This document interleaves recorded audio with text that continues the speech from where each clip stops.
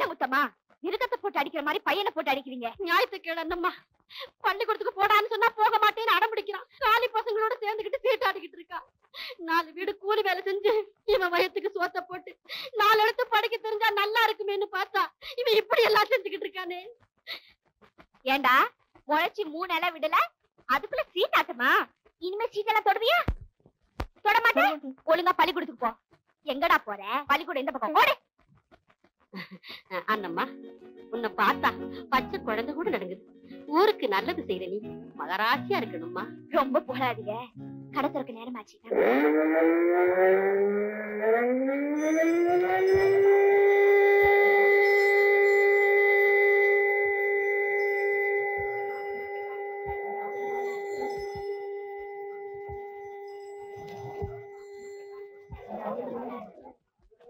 என்னம்மா சீக்கிரம் வாமா, வேலைக்கு போகணும். சீக்கிரம் வந்து டிஃபன் கொடு. உள்ள உட்காருங்க.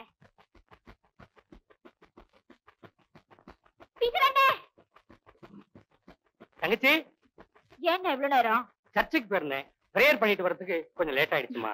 சரி சாப்பிடுங்க, நான் போய் வியாபாரத்தை கவனிக்கிறேன். எந்த வியாபாரத்திலையும் முதல்ல போனி பண்ணிட்டு தான் கடைசியா பிச்சை போடுவாங்க.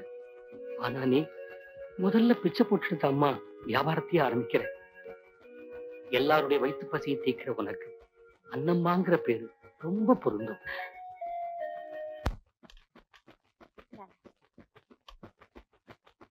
என்ன அண்ணம்மா, நம்ம வீவிங் டிபார்ட்மெண்ட் சோலைய போனேன். கேண்டீனுக்குள்ளேயே வரக்கூடாதுன்னு சொல்லிட்டியாமே?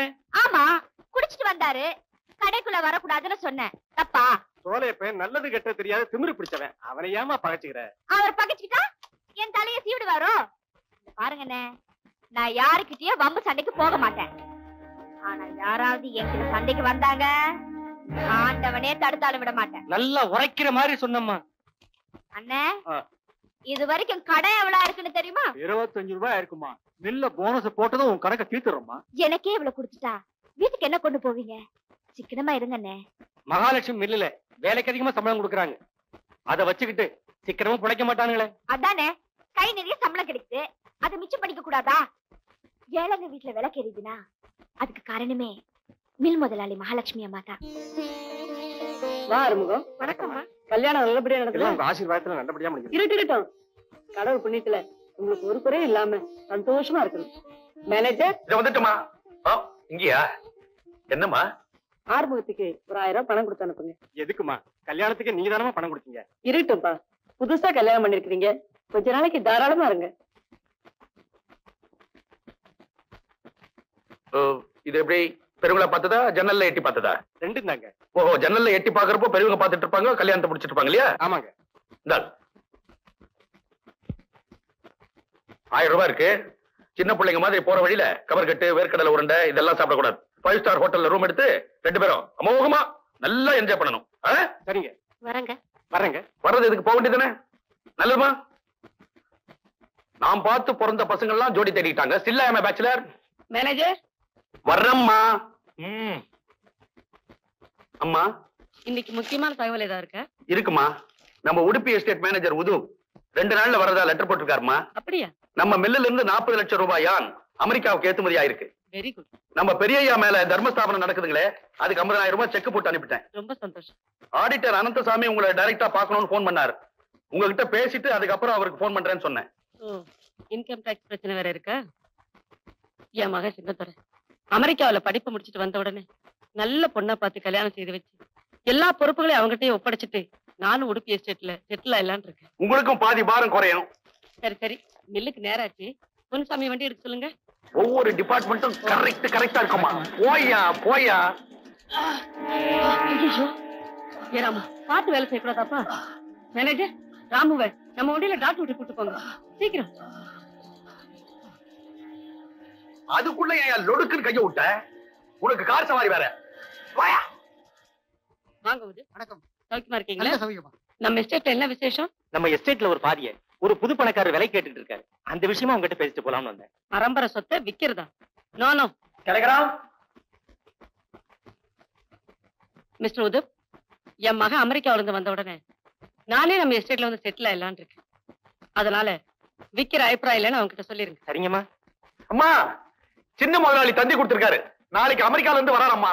அப்படியா? ஆமா. சின்னதுரை வர்றதா? அதான் நேத்து ராத்திரி பூரா என் கனவுல வந்தான். பெத்த வயிறாச்சுங்களே. ஒயர்லெஸ் டெலிவிஷன், டெலிகிராம், ட்ரங்கால் இதெல்லாம் முந்துங்களே. மேனேஜர், எனக்கு எத்தனை சொத்து இருந்தாலும் எனக்கு இருக்கிற பெரிய சொத்து என் மகன் தான். நாளைக்கு நம்ம ஏர்போர்ட்டுக்கு போகணும், ஏற்பாடு பண்ணுங்க. நல்லதுமா.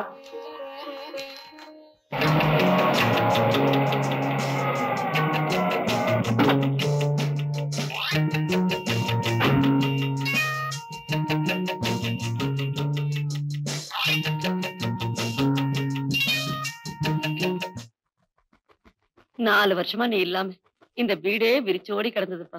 உங்களை பிரிஞ்சு அமெரிக்காவுல 4 வருஷம் எப்படி இருந்தேன்னு எனக்கே ஆச்சரியமா இருக்கு. மேனேஜர், என் ஆசையெல்லாம் என் மகனுக்கு நல்ல பொண்ணா பார்த்து சீக்கிரமா கல்யாணம் பண்ணி வைக்கணுங்கிறதான். சின்ன முதலாளிக்கு என்னமா குறைச்சல்? தர்மராஜாவுடைய புள்ள அமெரிக்கா ரிட்டர்ன். அவன் என் பொண்ணை தரேன்னு ரெக்க கட்டாம இல்ல பரப்பா. நீங்களே பேசிக்கிட்டு இருந்தா எப்படி? எனக்கு இப்ப கல்யாணம் வேண்டாம். என்னப்பா சொல்ற? அம்மா, இன்னொரு மில் கட்டி முடிச்ச பிறகுதான் நான் கல்யாணத்தை பத்தியே சிந்திப்பேன். என்னப்பா அது? நீ அமெரிக்காவில இருந்து வந்ததும் கல்யாணம் பண்ணி பாக்கணும் நான் ஆசைப்படுறேன்.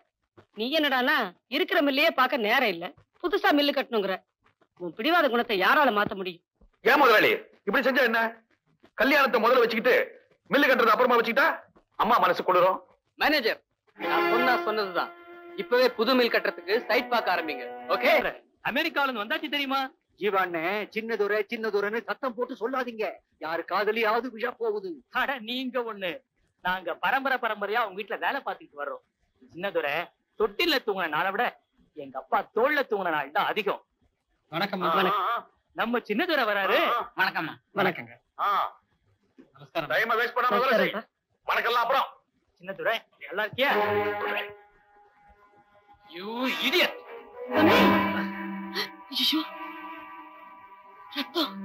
ரத்தம் வருதுப்பா. மேனேஜர், முதலாளி அடிக்கல.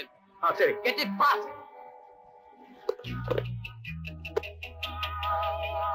Manager,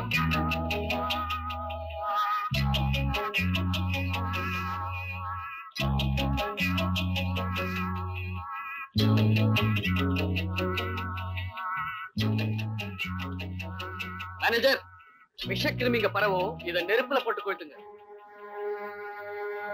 Learn manners.